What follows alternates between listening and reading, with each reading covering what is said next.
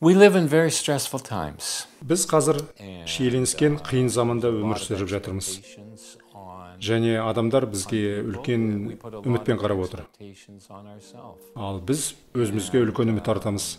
We have a culture and society that has set us Айналамызда сенің жетістігің, сенің қолыңда қанша ақша бар екенімен, сенің жақсы сыртқы келбетіңмен бағаланады деген қоғамдық көзқараспен мәдениет қалыптасып қалған.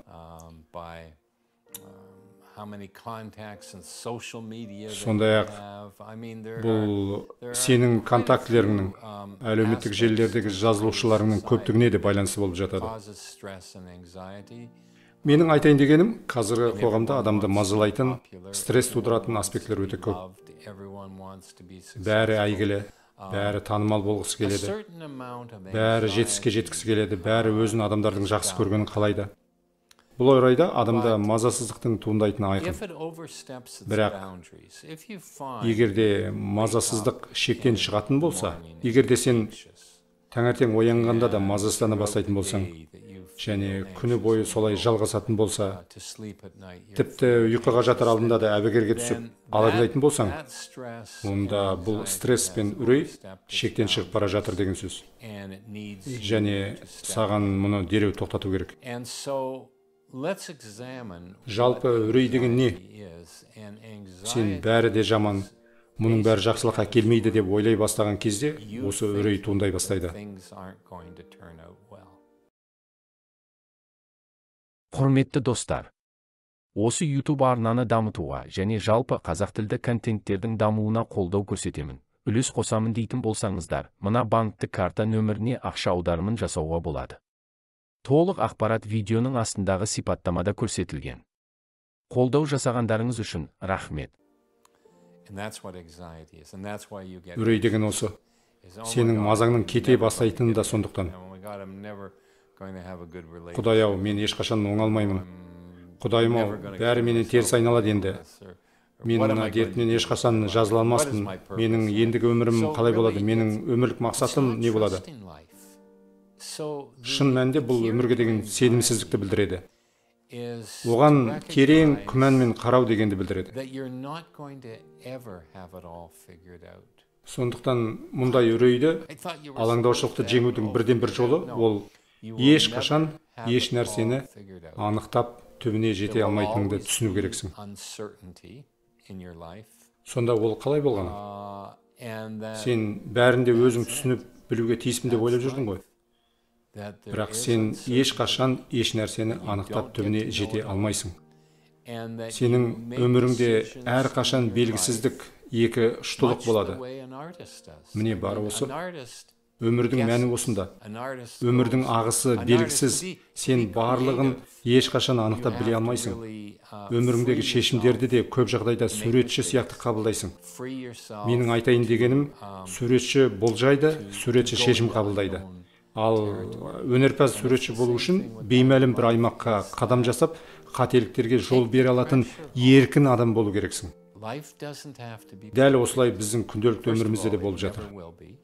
Жағдай шиеленісіп кеткен кезде өмірімізде осындай нәрселер орын ала бастайды. Өмір әрқашан мінсіз болуға тиісті емес. Біріншіден, олай ешқашан болмайды.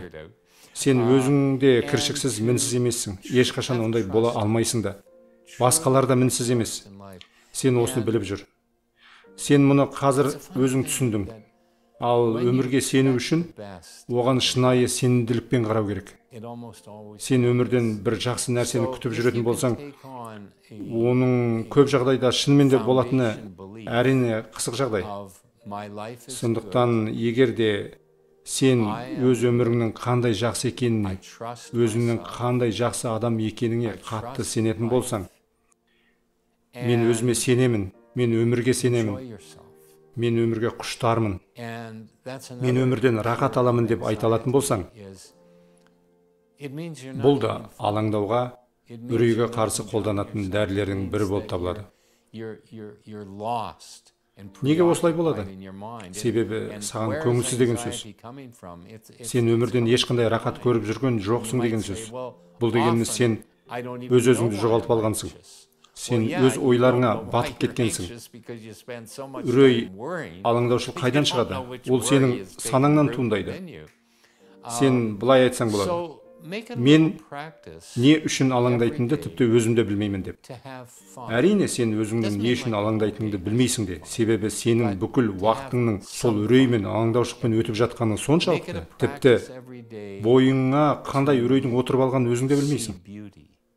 Сондықтан күн сайын аз-аздап жаттығу жасап, өмірден ләззат алып үйрене бастау керек.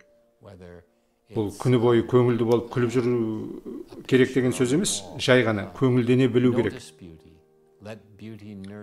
Күнделікті ол табиғат болсын, әңгіме болсын, тіпті дуалданып тұрған картина болсын.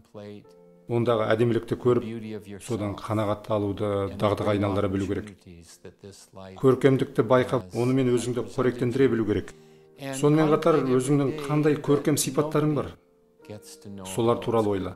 Саған өмірдің беріп отырған керемет мүмкіндіктері туралы ойла. Күнде әр нәрсенің немен аяқталатынын ешкімнің де білмейтіні туралы ойла. Ойлар бұл шынайы күш.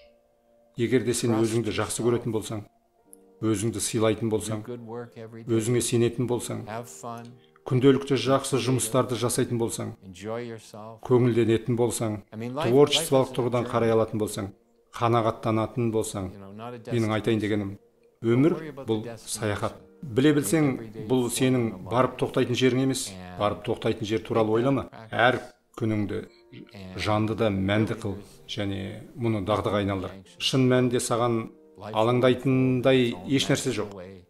Өмір өзінің ғажайып бейнесінде әрі қарай жалғаса береді. Сен бірде өрлейсің, бірде құлдилайсың, бірде науқастанасың, бірде сауығасың. Өміріңде жетістіктер де болады, сәтсіздіктер де болады. Сенің достарың да болады, жауларың да болады. Сенің қолыңнан бәрі де келеді. Сен өмірдің спортсмені сияқты бол. Осыған араласып кіріп кетте, рахатын көріп, қанағаттана біл. Менің айтар ақылым осы. Жаңа видеоларды жіберіп алмас үшін осы арнаға жазылуды, лайк басуды және достарыңызбен бөлісуді ұмытпаңыздар.